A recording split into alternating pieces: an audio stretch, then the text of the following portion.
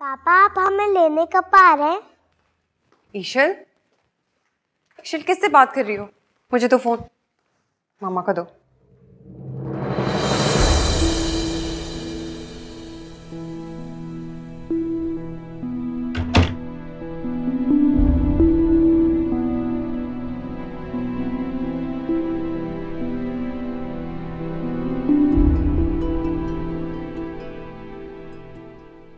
कैसी हो महमिल?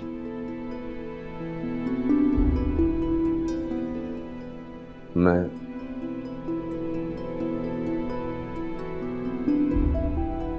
तुम्हें और ईशल को लेने आया हूं।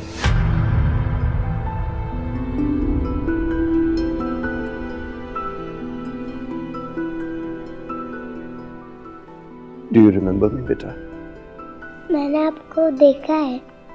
मैंने भी आपको देखा है।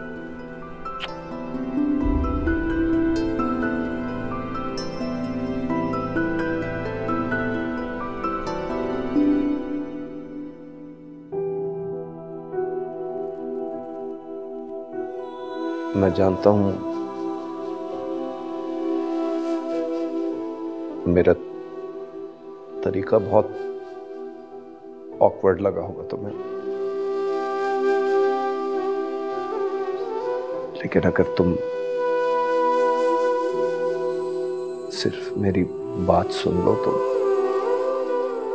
I will be very grateful.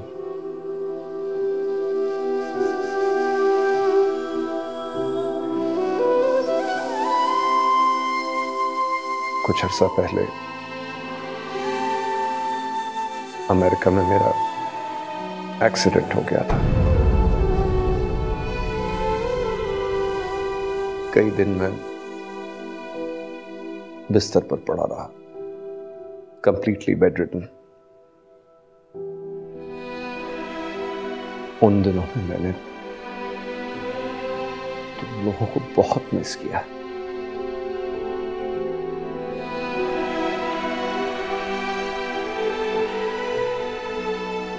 शायद अल्लाह मुझे रियलाइज कराना चाहता था कि फैमिली बहुत कुछ होती है।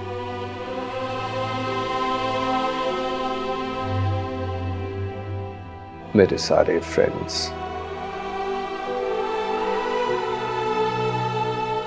सारी गर्लफ्रेंड्स,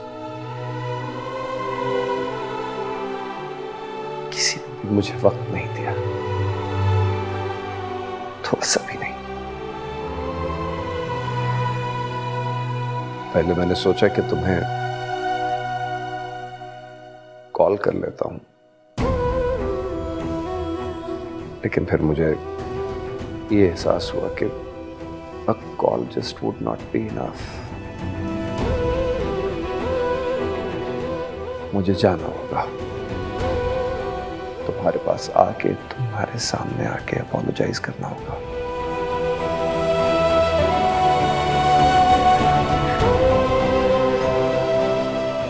महमिल, मैं जानता हूं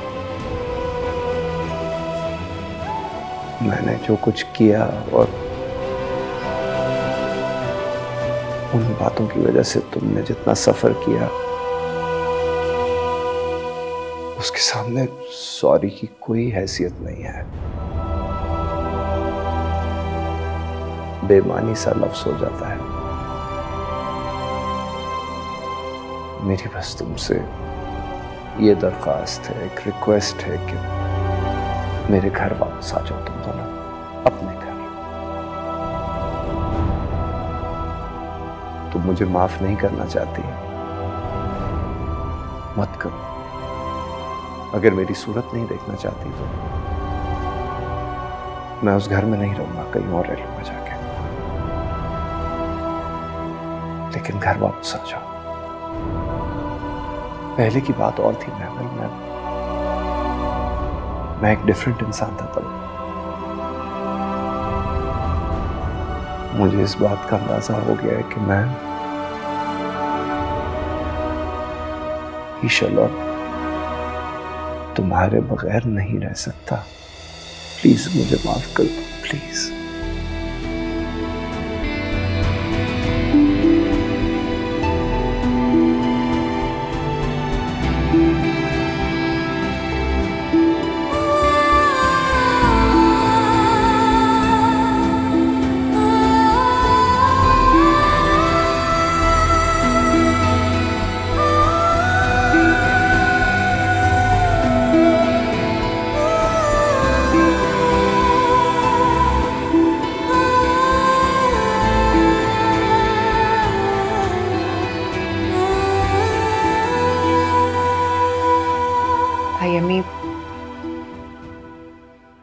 उनसे मुझे लेने आए। तो तुम क्या चाहती हो बेटा? मैं जाना चाहती हूँ ताई अम्मी।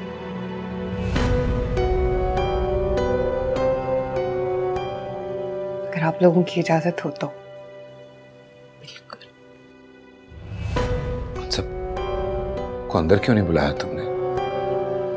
कोई चाय वगैरह? सारा? जी मैं बुला के लाता हूँ उसे। तुम यहाँ आओ, बैठो मेरे पास। मैं चाय का इंतजाम करवाती हूँ। देखो बेटा, मियाँ बीवी का रिश्ता मामूली रिश्ता नहीं होता। कहने को तो ये कागजी रिश्ता है, लेकिन ये अपने अंदर तमाम एहसासात, जज्बात और हुकूक रखता है। उन सब क्या कहता है? हम सब कह रहे हैं कि उनका अमेरिका में एक्सीडेंट हुआ था। बिल्कुल तन्हा रह गए थे। उनका कोई फ्रेंड, कोई गर्लफ्रेंड के लिए टाइम नहीं निकालते थे। अपने रिश्तों का और अपनी फैमिली का एहसास हो गया। देखा तुमने, जिस रिश्ते में कोई ताल्लुक नहीं था, उसने कैसे कदर दिलाई अनसब, कैसे वो तुम्हारे सामने शर्मिंदा हुआ। ये मियाँ बीवी के रिश्ते की बड़ी करामात है। जहाँ बेनियाजियाँ, नफरतें, गलतफहमियाँ पैदा होती हैं ना, वहाँ उतनी ही तेजी से उनसियतें, मोहब्बतें, चाहतें पैदा होती हैं। अनसब इधर ही आ जाओ।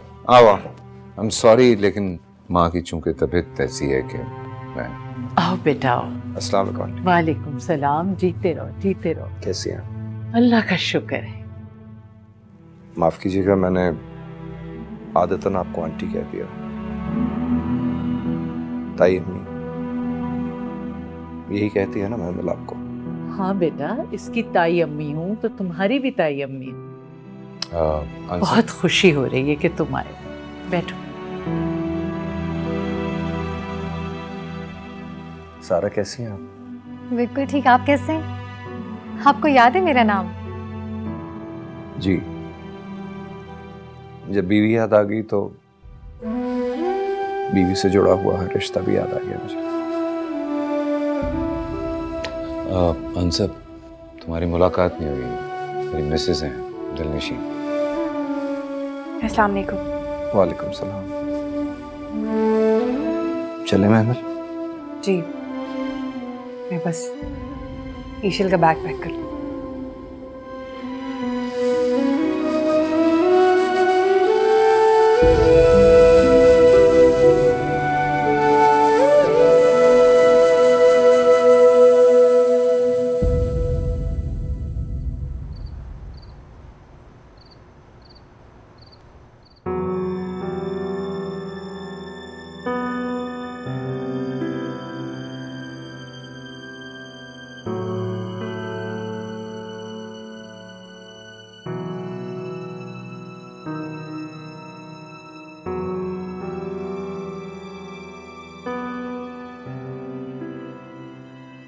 आप वाकई जा रही हैं? जाहिर है।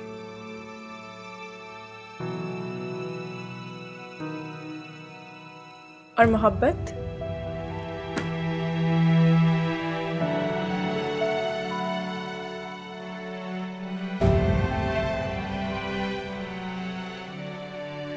मोहब्बत का पौधा बड़ा नाजुक होता है।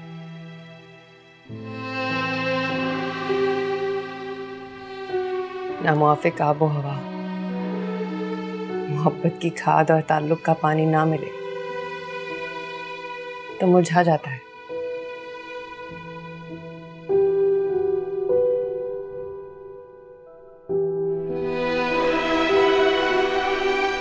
नया पौधा तो लगाया जा सकता है, लेकिन मुर्दा पौधे को जिंदा नहीं किया जा सकता।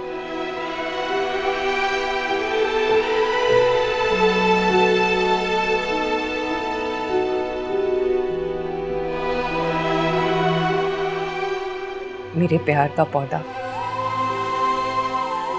इस घर में बंजर होके खत्म हो चुका है।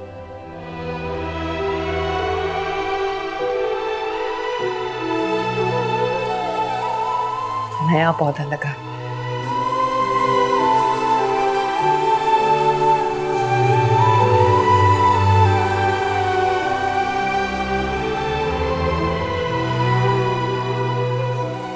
दिलनशीन के नाम।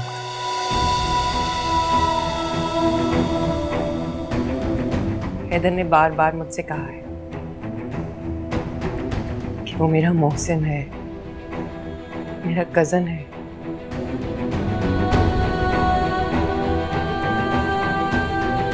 मेरी मोहब्बत नहीं, हमारे दरमियान जो कुछ भी था अब नहीं है, और जो नहीं है उसे पैदा नहीं किया जा सकता।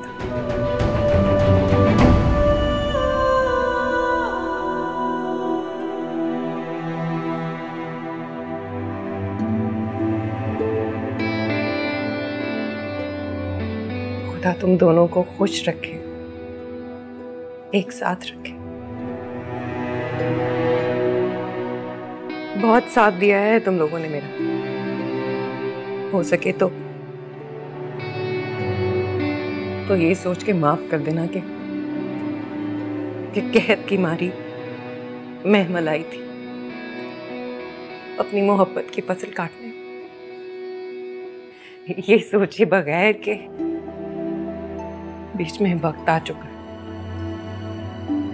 एक इंसान आ चुका है, एक रिश्ता आ चुका है।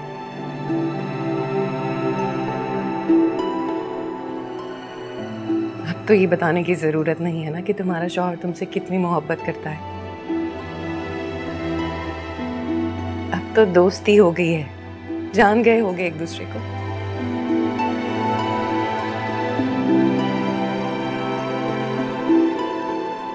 खुश रहो।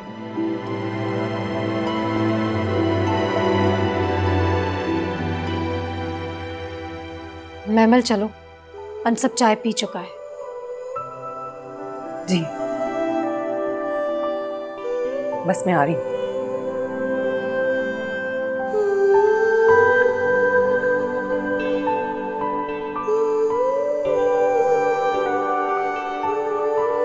आ जाओ।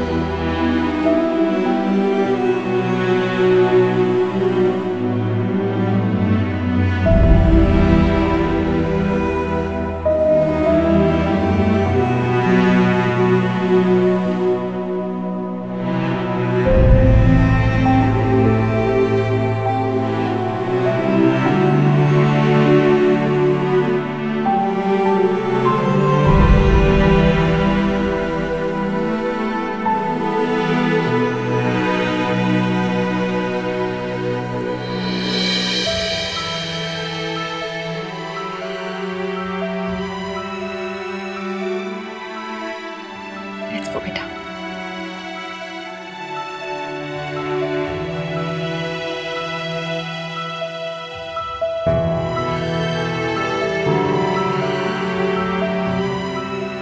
तुम्हें क्यों यकीन नहीं आ रहा है इस बात पे? मैं मानता हूं महमल थी मेरी मोहब्बत, है नहीं?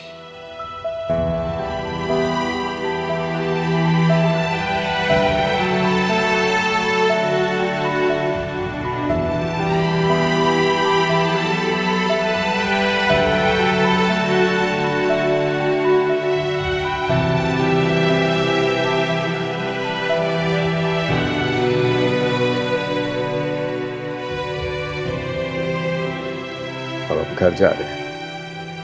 हैप्पी? ओके अनसब, ख्याल रखना।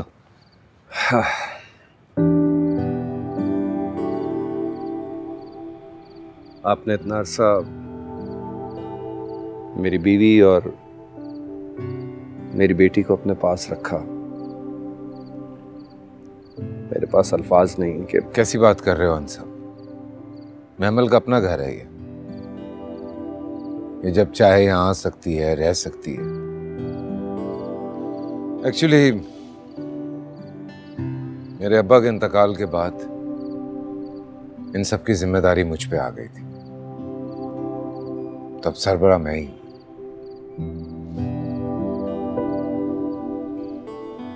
यूं समझो कि मैका है महमल का।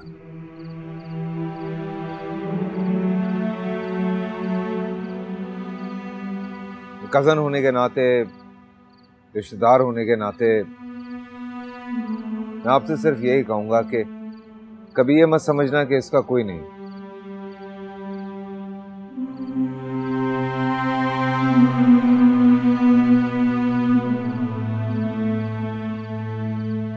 तुम्हारा रवैया वैसे ही रहा जैसा था तो तुम्हारा घर छोड़ के ये जब चाहे यहां आ सकती है। बेटा आप 1 सेकंड के लिए उतरेंगी? भाभी आप देख रही हैं, आपके हस्बैंड सबके सामने मुझे धमकी दे रहे हैं। नहीं, धमकी नहीं दे रहा, समझाने की कोशिश कर रहा हूं। तंग करोगे मेरी कजन को तो लड़ना तो बनता है।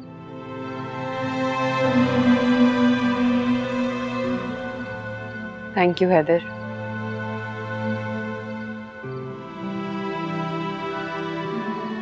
आई am so proud of you. That goes for me too. You're a true gentleman. भाभी आप बहुत खुशकिस्मत हैं। आजकल ऐसे लोग नहीं मिलते। तुम फिक्र मत करो, अब तुम्हें मेरी तरफ से कोई शिकायत नहीं होगी। इजाजत। श्योर, मिलते हैं। Thank you very much. I'll miss you. Okay?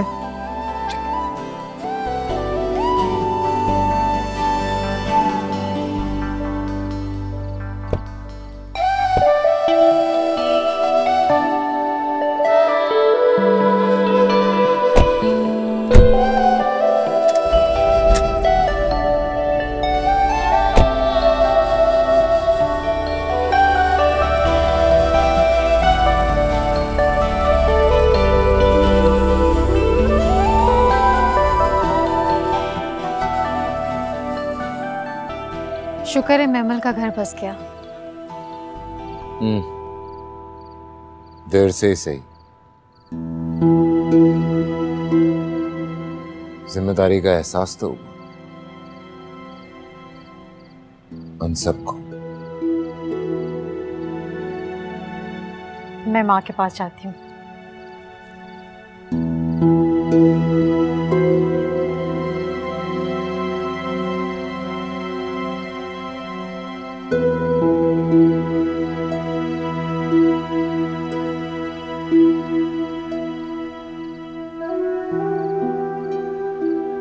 दिलनशीन,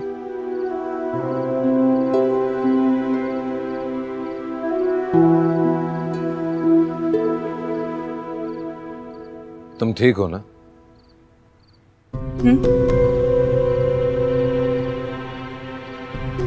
अच्छा हुआ महमल अपने घर चली गई।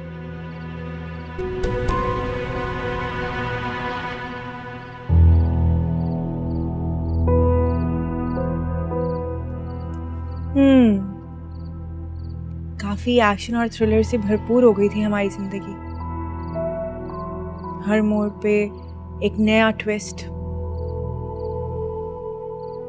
तो क्या सोचा फिर तुमने? मैंने क्या सोचना है? मुझे तो आपने पागल करके रख दिया है। मैंने? नहीं तो क्या मैंने? मुझे समझ नहीं आ रहा कि ये सब कुछ यहाँ रुक क्यों नहीं रहा। एक बात एक जगह रुक क्यों नहीं रही। हर वक्त कोई नई बात, कुछ ना कुछ अलग सा हर वक्त। और ये मोहतरमा अपने शौहर के साथ चली गई। इनका शौहर एक बड़ी सी गाड़ी लाया, गार्ड्स लाया, और ये अपनी उस लाफानी मोहब्बत को छोड़कर चल पड़ी। तो क्या करती? बताओ मुझे, क्या करती वो? इस घर में बैठी रहती और हमारी जिंदगी में जहर घोलती रहती। तलाक लेती और सीधा सीधा आपसे शादी करती। तलाक लेना और सीधा सीधा शादी करना मजाक नहीं होता है। ये नहीं होता है मजाक। दो लोग नहीं जुड़ते हैं, दो खानदान जुड़ते हैं। दो खानदानों की इज्जतें जुड़ती हैं, नस्लें बनती हैं, और बेहतर यही होता है कि नस्लें अपनी जड़ों से जुड़ी रहें। इसीलिए तो कह रही हूँ, आंटी को पता नहीं चलेगा और ये बच्चा लावारिस नहीं है मेरा। मैं अगर अपनी चचा की बेटी और उसकी बेटी के लिए स्टैंड ले सकता तो अपने बच्चे के लिए कुछ भी कर जाऊंगा मैं। तुम्हें नहीं चाहिए ना ये बच्चा? पैदा करके मेरे हवाले कर देना, सारी जिंदगी उसके साथ गुजारूंगा मैं, पर कुछ होने नहीं दूंगा उसको।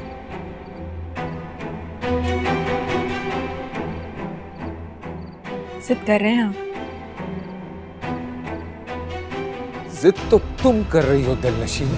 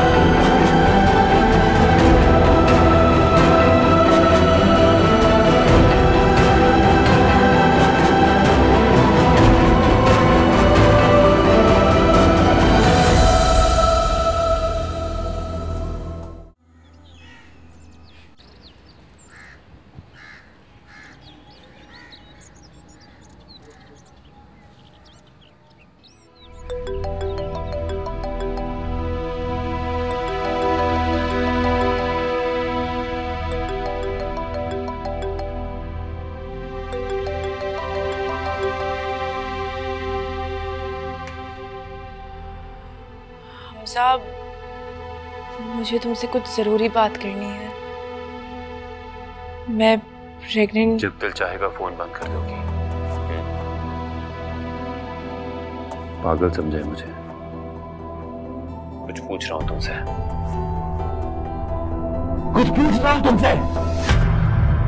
और मैंने तुमसे कहा था कि मॉम को फोन करना, कहा था ना?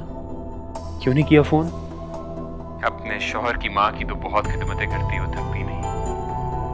पता है क्यों? क्योंकि तुम अब सिर्फ उससे मोहब्बत करती हो।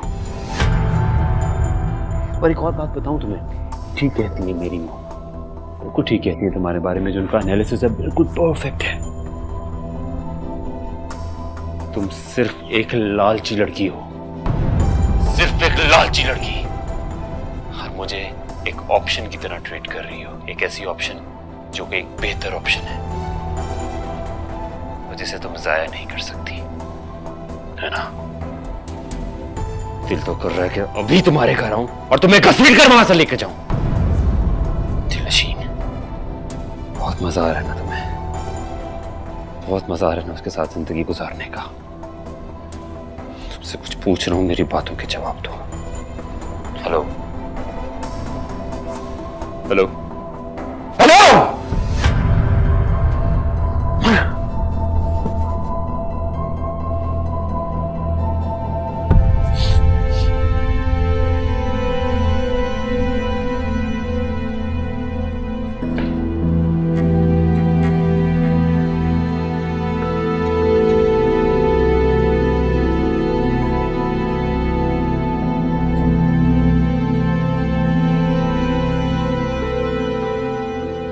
माँ पूछ रही थी तुम ठीक हो?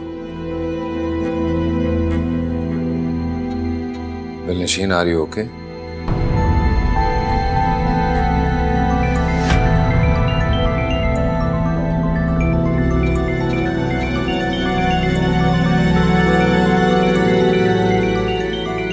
कॉल आ रही है तुम्हारी।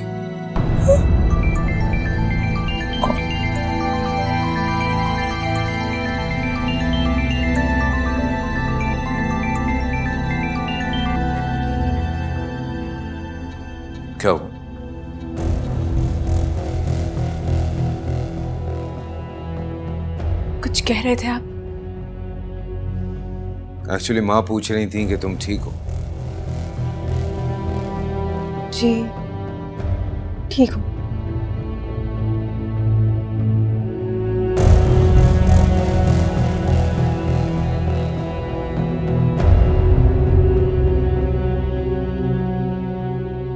एक्चुअली मैं सोच रहा था कि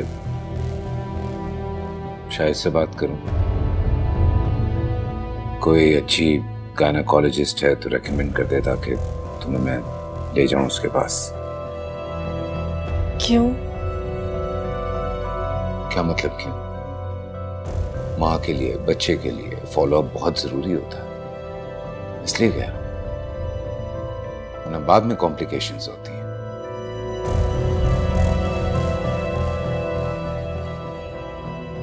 अच्छा मैं जाऊं, जाके तैयार हूं। प्लीज अपना और माँ का ख्याल रखा कर।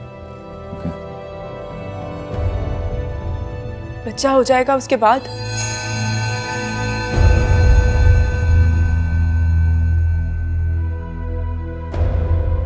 शुरू कर लेना अपनी नई जिंदगी। छोड़ जाना हमारे बच्चे को मेरे पास। ख्याल रखना अपना। सीधा सीधा कहें, आपके बच्चे का ख्याल रखो। है तो वो बच्चा ही नहीं।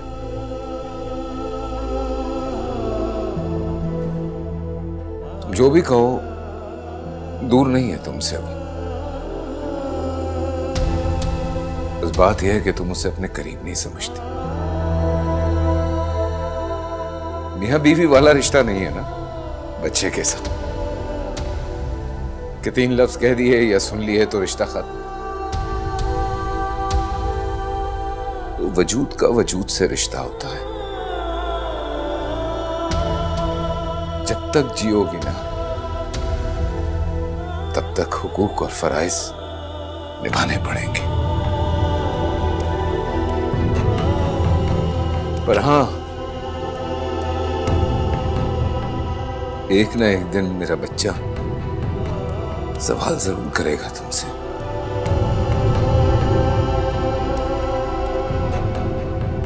कि उसे उसकी मां का प्यार क्यों नहीं मिला।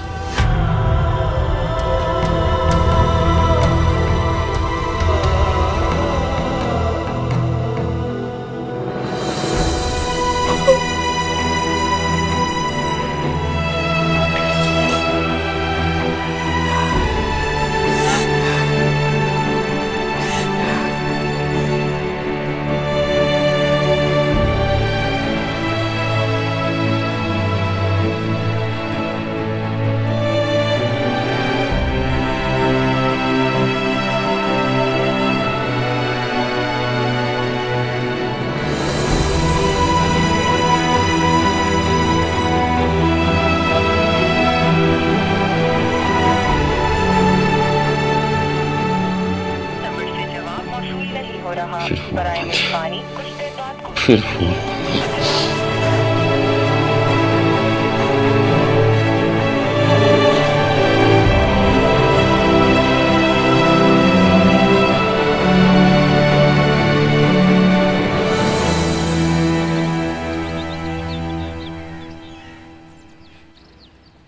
अरे भाई, बड़ा तकल्लुफ किया आपने।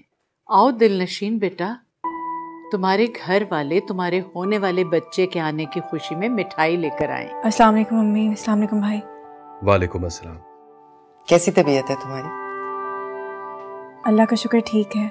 अरे क्या करे बेचारी, मेरा अलग ख्याल रखना पड़ता है इसे। मुझे पता नहीं क्या हो गया, कुछ दिन से सर में शदीद दर्द हो रहा है, चक्कर आ रहे हैं, यही सब कुछ करती है। बड़े अरमान थे मुझे कि दुल्हन ब्याह कर लाऊंगी तो अपनी बहू के ऐसे लाड करूंगी, इतना कुछ करूंगी, लेकिन भाई मैं तो बिस्तर से ही लग के रह गई। अरे दिलनशीन बेटा, अपने घर वालों को अपने कमरे में लेकर जाओ, मैं चाय वहीं भिजवा देती हूँ। अरे नहीं नहीं, हम तो आपसे मिलने आए हैं। भाई जरूर जरूर, लेकिन कुछ देर बेटी के पास बैठे बातें करें। मैं आपको इतनी जल्दी नहीं जाने दूंगी, खाना खिला कर भेजूंगी रात का। जाओ बेटा, ले जाओ इनको ऊपर। जी। आइए। अच्छा फिर मिलते हैं।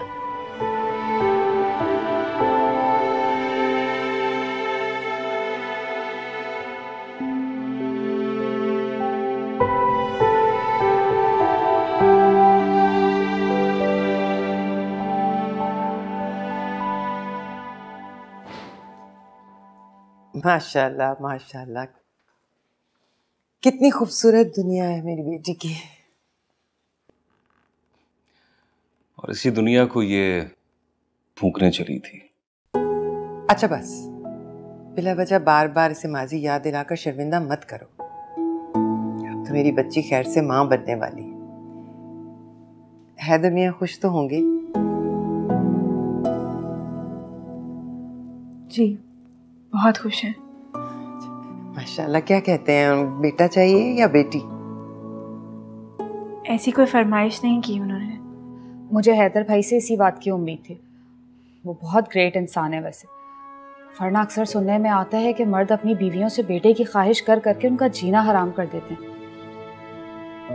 हर बच्चा अपना नसीब खुद लेकर आता है, और पास बच्चे तो अपने माँ बाप के रिश्ते को मजीद गहरा करते हैं। इंशाल्लाह ऐसा ही होगा तुम्हारे साथ भी। अच्छा, हैदर ने कभी कोई ताने वाने तो नहीं दिए? कोई पुरानी बात, कोई बिला वजह की रोक टोक? पता है, मैं तो खुशी से पागल ही हो गई ये सुन के कि महमल इस घर से चली गई है। हाँ, मेरी बच्ची की किस्मत वैसे है बहुत अच्छी। कुदरत इसके रास्ते के सारे कांटे खुद ही चुन लेती है। जी, आपकी बेटी का नसीब तो बहुत अच्छा है, पर दिमाग जरा खराब है। इसे ठीक रखने की जरूरत है। अच्छा तुम्हें कहा ना बस करो। अब ऐसी भी पागल नहीं है मेरी बच्ची। बहुत मान रखा है इसने हमारा। हमारी डांटें खाई, हमसे मारें खाई, लेकिन जबान से उफ तक ना की। बहुत नेक और फरमाबरदार है, ऐसी तो कोई होगी भी नहीं। तुम देखना, इसके खुशहाल घराने की तो मिसालें बनेंगी दुनिया में। हाँ ये तो है, इसने फरमाबरदारी तो दिखाई है। इंसान के कदम बहकते हैं, पर सही इंसान वही है जो खुद को वापस राह रास्त पे ले आए। दिलशी, तुम्हें भी लगता होगा कि हम लोग जालिम हैं, दुश्मन हैं तुम्हारे, पर ऐसा नहीं। हम तुम्हारे खैर ख्वाह हैं। हम तुम्हारी इज्जत करते हैं और चाहते हैं कि जमाना भी करे। पर जब लोग तुम्हारी बेवकूफी का फायदा उठाते हैं ना, तो हमसे देखा नहीं जाता। हम बौखला बौखला के किस्मत से इसलिए लड़ते हैं कि यह आफत तुम्हारी बेवकूफी का नतीजा है। तुम खुद बताओ, मिस्टर सादिकी और उनकी बीवी की हिम्मत होती अगर तुमने अपने पैर मजबूती से अपने किरदार पे जमाए रखे होते। पता नहीं वो खुद को क्या समझ रही थी। मेरी बहन के लिए तो अल्लाह ने उनके बेटे से कहीं ज्यादा एक बावकार मर्द का रिश्ता भेजा, जिसने और जिसके घर वालों ने उसकी इज्जत रखी, मान रखा।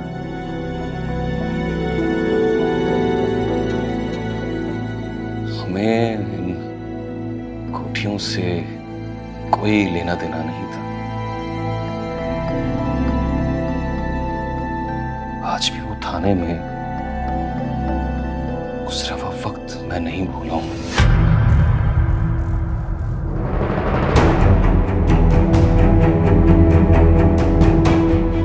ये मैसेजेस ये साबित तो करते हैं कि आपकी बहन का जोरों से इश्क चल रहा है उस लड़की के साथ। ये आखिरी मैसेज सुनो। हमजा, तुम्हारे घर वाले मान जाएंगे ना? हाँ दिलनशीन, मैं कह रहा हूँ ना, तुम परेशान मत हो, वो मान जाएंगे। Very hopeful.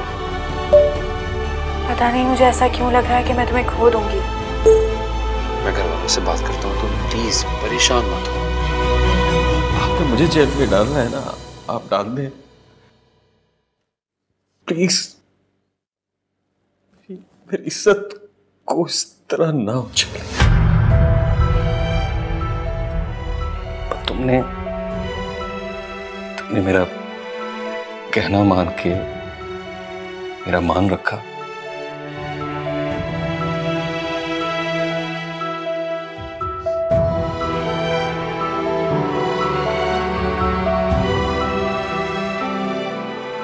तुम वाकई बहुत अच्छी बहन हो गुड़िया।